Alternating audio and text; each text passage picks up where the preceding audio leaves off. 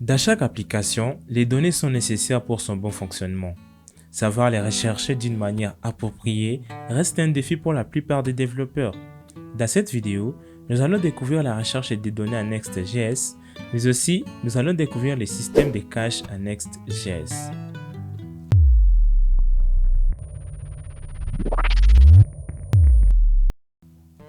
Avec React.js, pour faire la recherche des données côté serveur, on avait besoin d'installer d'autres packages comme Axios, React Query, etc. Avec Next.js, les choses changent. Comme je vous ai dit dans la vidéo passée, Next.js rend par défaut nos composants au niveau du serveur. Ce qui veut dire que nous pouvons lancer des requêtes à différentes sources, c'est-à-dire on peut lancer ça à partir d'une API, on peut lancer ça à travers des requêtes directement dans une base de données, car tout se passe au niveau du serveur.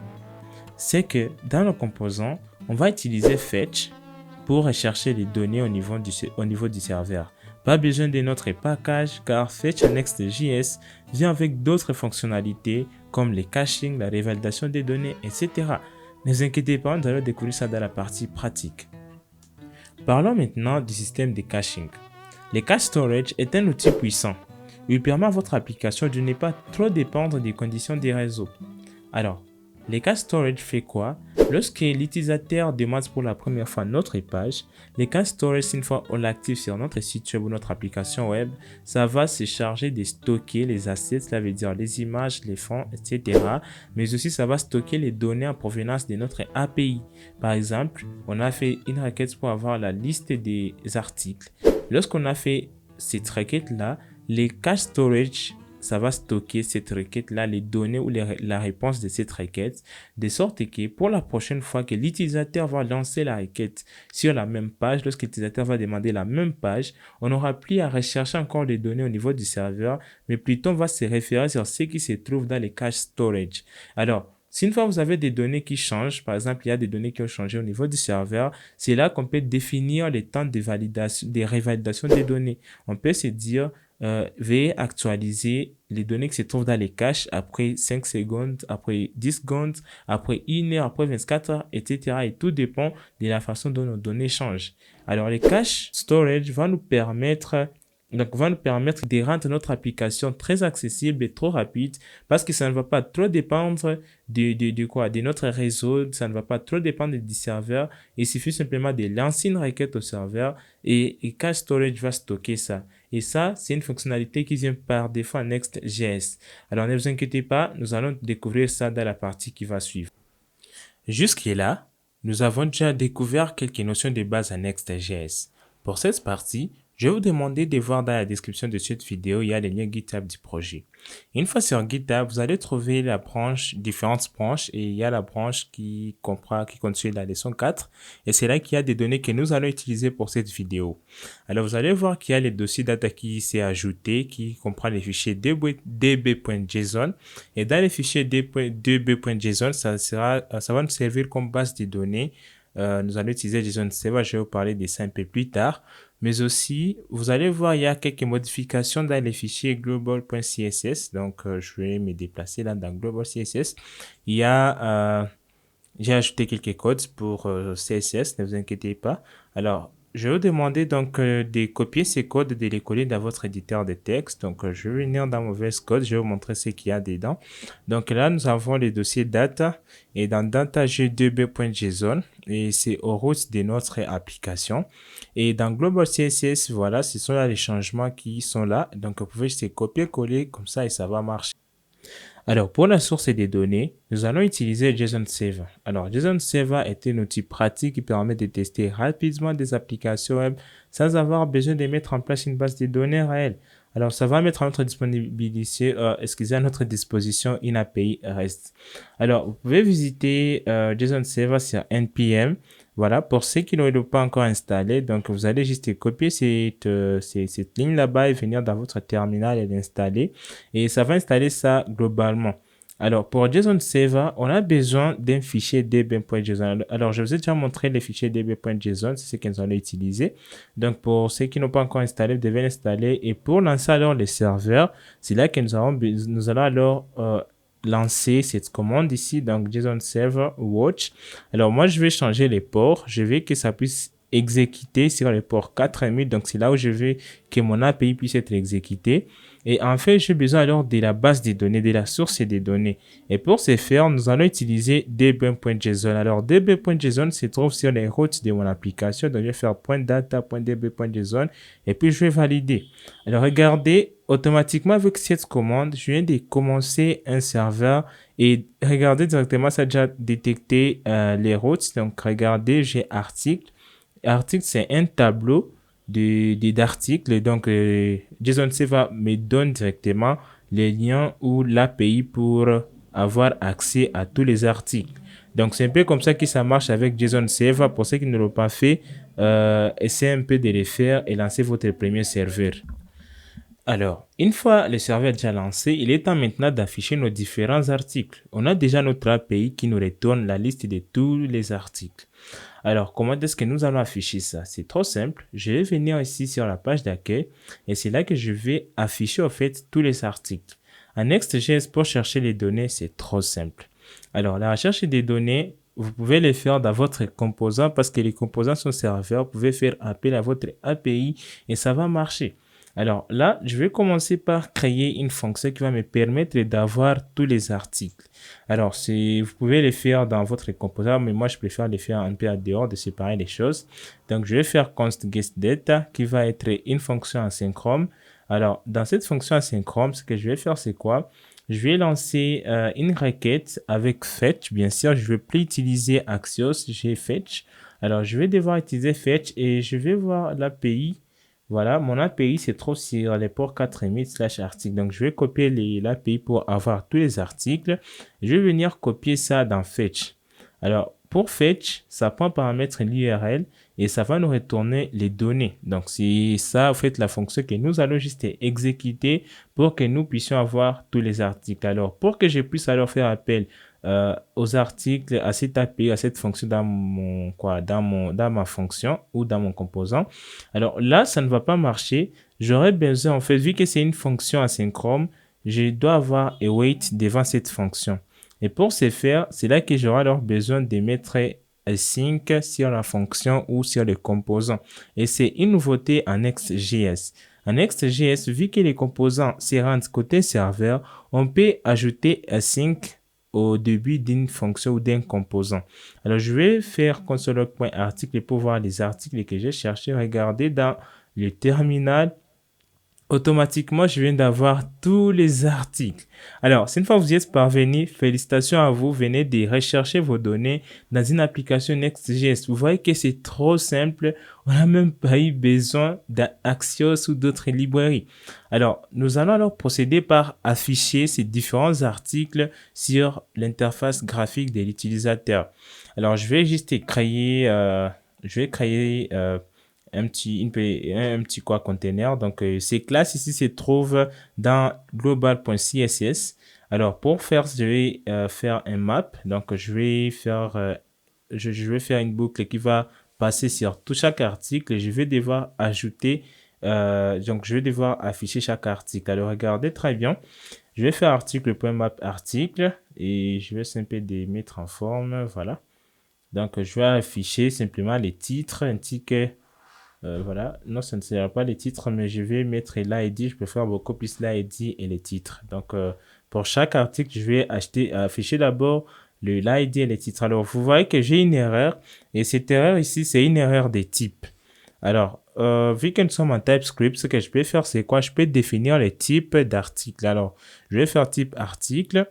Et là, je vais mettre les différentes propriétés pour chaque article. Comme vous pouvez le voir, pour chaque article, on a l'ID, les titres et les contenus. Donc, je vais copier ça, je vais coller là-bas.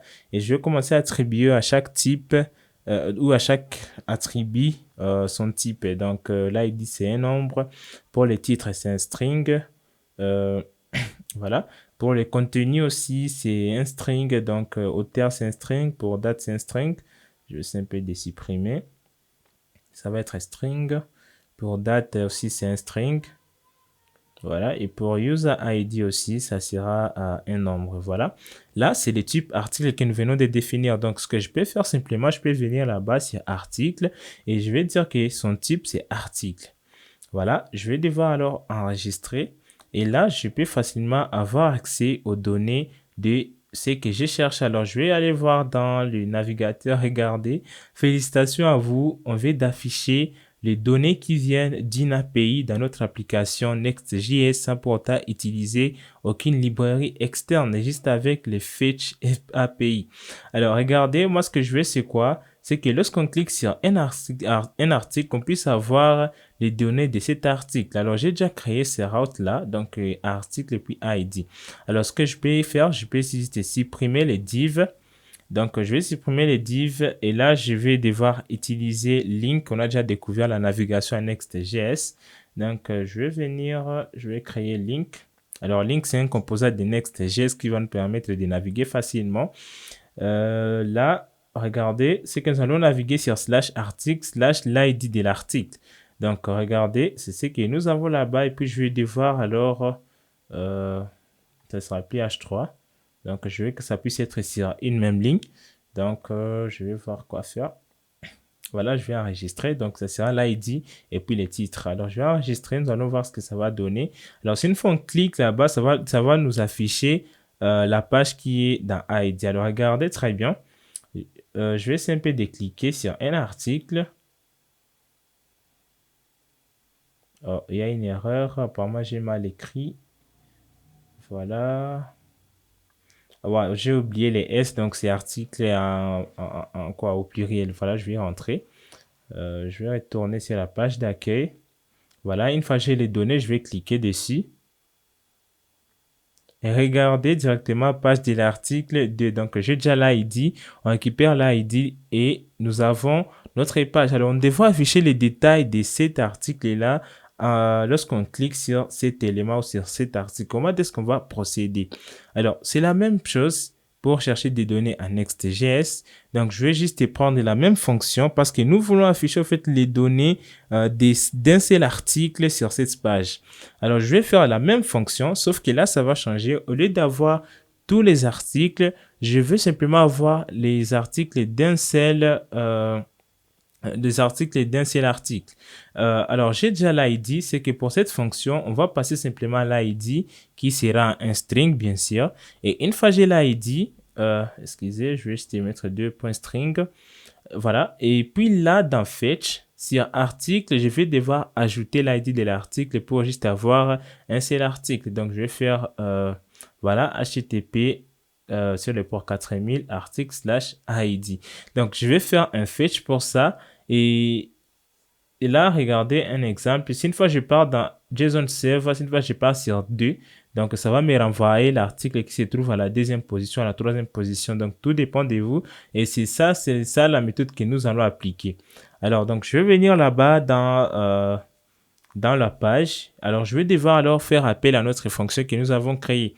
Alors, je vais juste faire const article égale à await get data. Et là, comme vous pouvez le voir, il y a une erreur de typage. Là, j'ai mis string, tandis qu'il y a là où j'ai mis number. Donc, les ID n'ont pas le même type. Donc, je vais faire number. Voilà. Une fois c'est fait, je vais devoir enregistrer et je vais afficher les détails d'un seul article dans la console. Je vais enregistrer, je vais voir ce que ça va donner. Voilà. Donc, je vais partir et cliquer sur un seul article. Et puis, je vais partir dans mon terminal. Regardez, automatiquement, j'ai les données pour un seul article. C'est que je peux afficher facilement ces données pour un seul article. J'ai l'ID, j'ai les titres, j'ai les contenus et j'ai tout ce qui concerne uniquement cet article qu'on a choisi, l'article sur lequel on a cliqué. Alors, ce que je vais faire, c'est quoi? Je vais juste essayer un peu de faire... je vais afficher les données, donc les données de cet article. Voilà, je vais venir ici sur GitHub. Il y a quelques codes que je vais copier dans App et puis sur voilà. Je vais partir sur ID.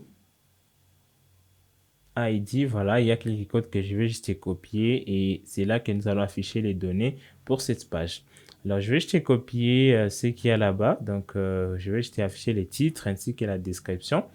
Donc, je vais venir ici et je vais mettre la classe container. Donc, cette classe ici, je l'ai prédéfinie bien avant. Et je vais coller alors les contenus. Donc, j'aurai besoin du titre ainsi que des contenus. Alors, pour nous, ce n'est plus data, ça doit être article. Voilà, ça doit être article. Et là aussi, ça doit être article. Et puis, je vais enregistrer. Je vais voir ce que ça va donner dans mon navigateur. Je peux supprimer cette ligne parce que ça n'a pas d'importance pour le moment.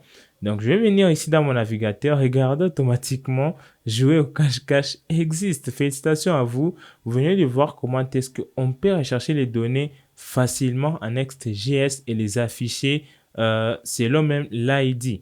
Alors, je peux ajouter aussi d'autres données. Par exemple, je vais voir ce que je vais ajouter. Voilà, ça tire la classe. Bon, là, j'utilise Tailwind. Ne vous inquiétez pas, je vais vous en parler un peu plus tard lorsqu'on va découvrir la partie sur les styles. Et là, pour span, je vais devoir alors ajouter, par exemple, l'auteur qui a écrit l'article. Et donc, je vais juste venir article.auteur. Et je vais enregistrer, regarder ce que ça va donner. Alors, pour chaque article, on a directement l'auteur qui l'a écrit. Et félicitations à vous, venez de voir comment rechercher les données en Next.js avec Fetch API ou les Fetch API qui nous permettent de faire des recherches et des données sur une API. Et là, c'est trop simple avec Next.js. Alors, comme vous pouvez le voir, notre application est trop rapide. Je vais vous montrer.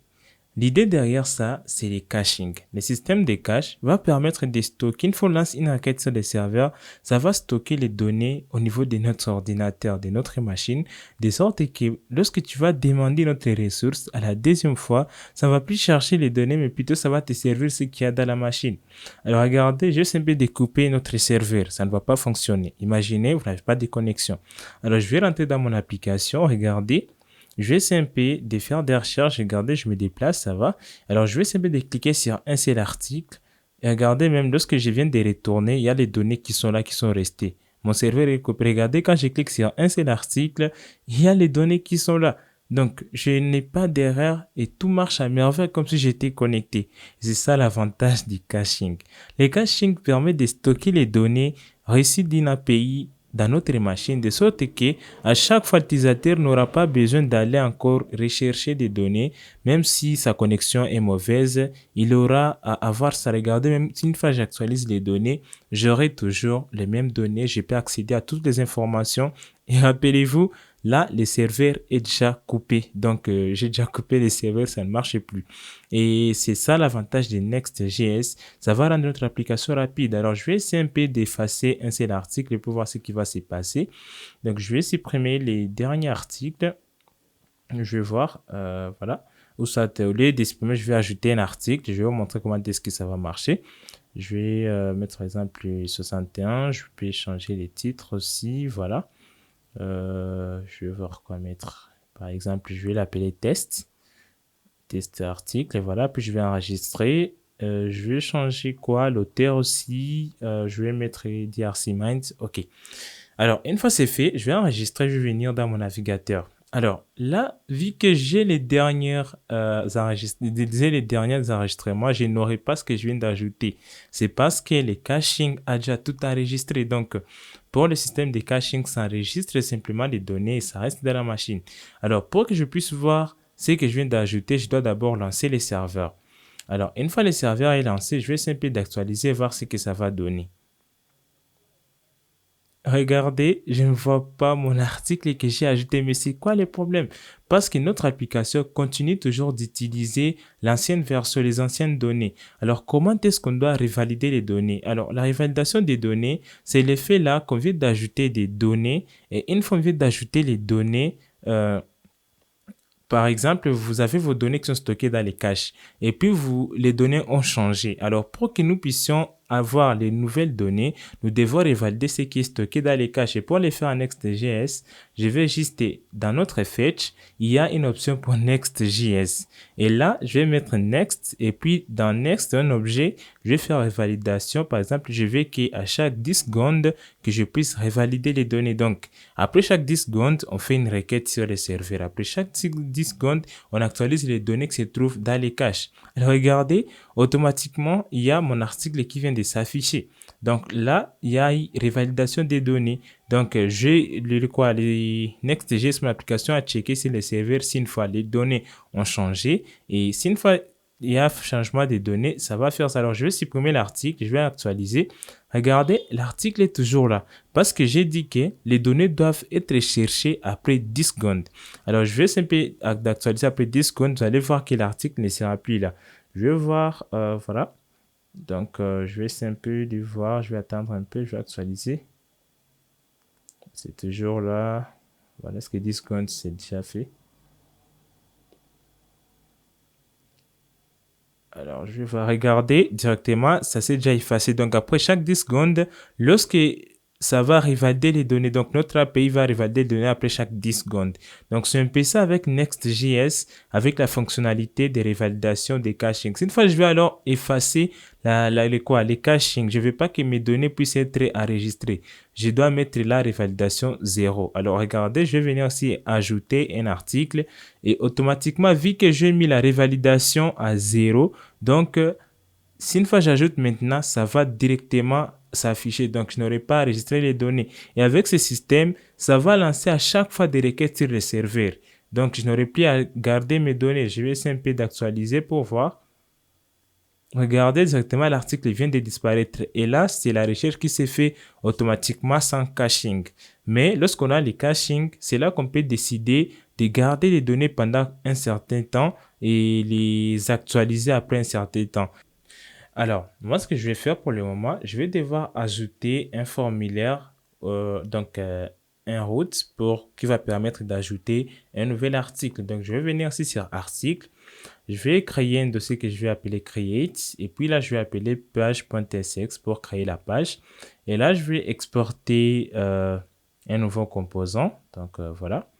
Et puis là, je dois aller sur GitHub. Il y a quelques codes que je vais copier. Donc, venez sur GitHub et puis là, sur Create. Dans Article, il y a les dossiers Create. Juste copier ces codes, ces bouts de code qu'il y a là. Pour ceux qui connaissent React et qui ont déjà suivi nos anciennes vidéos, ils peuvent se retrouver facilement. Alors là, je dois alors créer aussi les composants ajoutés. Alors là, je vais venir dans Create. Je vais créer un nouveau composant. Et là, dans ces composants-là, ce que je vais faire, c'est quoi? Je vais venir sur GitHub et copier les différents codes qui se trouvent dedans. Alors, c'est un composant qui va se rendre au niveau du client. C'est là que je vais venir et copier tous les codes qu'il y a là-bas dans mon composant. Alors, je vais enregistrer. C'est un composant useClient. Pour ceux qui ont déjà suivi notre série tout au début, vous allez voir que tout ça, on a déjà expliqué, donc ce n'est plus la peine de revenir. Et là, nous avons notre markup, nous avons nos codes HTML qu'il faut utiliser pour rendre notre formulaire au niveau de notre composant parent ou pour notre page create. Alors, je vais devoir enregistrer ce qu'il y a là-bas, donc je vais enregistrer. Et une fois c'est fait, je vais venir dans le navigateur et voir ce que ça donne. Voilà, je vais partir de la page. Avant de partir dans les navigateurs, ce que nous allons faire, c'est quoi? Nous allons d'abord créer un lien qui va nous permettre, sur la page d'accueil, qu'on puisse accéder au formulaire d'ajout d'un article. Alors, je vais venir dans mon navigateur, je vais cliquer sur Ajouter un article. Voilà, j'ai une erreur. Et si une fois je pars, regardez l'erreur, c'est quoi? C'est que je n'ai pas enregistré les fichiers pour créer. Donc, je vais enregistrer ça, je vais revenir pour voir ce que ça va donner. Regardez, automatiquement, nous avons notre formulaire qui est là. Donc là, nous venons de créer notre premier formulaire qui va nous permettre d'ajouter un nouvel article. Alors, pour valider notre formulaire, nous allons partir, il y a la fonction handle submit qui est déjà créée et ça a pris pour les i, donc ça a les types de React Form Events. Alors là, je vais prévenir les formats par défaut d'un formulaire pour ne pas s'actualiser à chaque fois. Alors, j'ai pris toutes les données de mon formulaire et là, j'ai lancé une requête sur le serveur. Alors, pour ajouter un nouvel article, je dois accéder sur HTTP sur le port 4000 articles. Et là, la méthode sera post. Et après, je vais passer alors dans body toutes les données que je vais passer. Premièrement, j'ai créé un ID qui sera généré automatiquement. Il y a les titres, il y a les contenus, il y a l'auteur et la date qui est maintenant. Donc, la date à laquelle je viens de cliquer sur l'élément où je viens d'ajouter. Et à chaque requête, je vais devoir alors envoyer l'utilisateur sur la page d'accueil. Donc, c'est un peu ça en bref. Notre handle submit. Je vais enregistrer, je vais venir, je vais tester ce que ça donne dans le navigateur. Alors, je vais ajouter cours Next.js.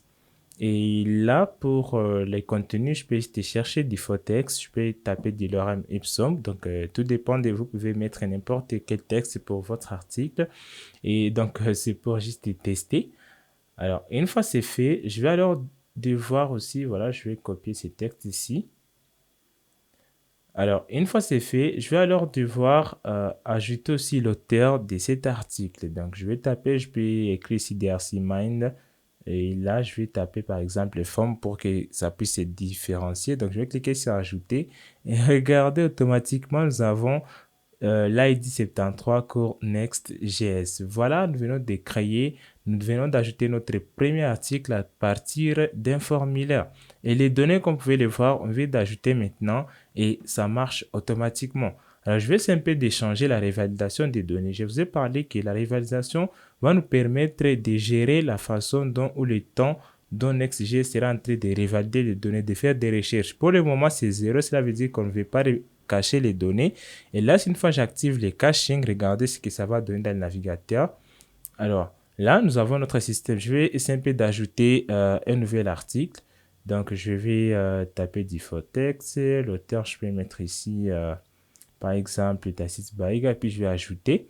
Et regardez, rien ne se passe, mais l'article est déjà ajouté. Mais notre application utilise les données qui se trouvent dans les cachings. C'est pour cela que vous ne pouvez pas voir ce qui se passe ou l'article que vous venez d'ajouter. Alors, là, tout dépendra de vous. C'est à vous alors de définir les temps que vous voulez que les données puissent être actualisées. Alors, vous pouvez définir par exemple 10 secondes, vous pouvez définir par exemple 10 minutes, tout dépend de vous. Mais moi, pour que je puisse voir maintenant l'article que je viens de publier, je dois mettre 0 pour désactiver les cachings. Alors, je vais venir ici actualiser. Voilà, je vais attendre un peu. Et regardez, il y a tous nos articles qui sont là. Et là, je peux ajouter n'importe quel article et ça va directement s'afficher parce que je viens de désactiver les caching. Alors, le système de caching va nous permettre de rendre notre application un peu plus rapide parce qu'on n'aura pas à chaque fois à lancer des requêtes sur le serveur. Donc, tout dépend de vous. Je vais venir ici dans le terminal, je vais couper mon serveur et regarder ce que ça va donner. Je vais retourner en arrière. Donc, j'ai accès à toutes mes données parce que le caching est activé. Donc, c'est ça l'avantage de Next.js et je peux même actualiser et j'aurai toujours les données. Alors, vu que j'ai désactivé les caching, j'ai une erreur. Donc, si une fois je vais garder les données, je dois activer les caching afin que l'utilisateur puisse avoir accès aux données, peu importe la situation ou l'état de sa connexion. Voilà, très chers développeurs, venez de voir comment créer ou comment faire des recherches dans votre application Next.js. Venons de voir comment créer, comment ajouter des données, comment chercher des données sur une API, mais aussi nous venons de découvrir comment est-ce qu'on peut cacher les données pour rendre notre application plus rapide et plus performante.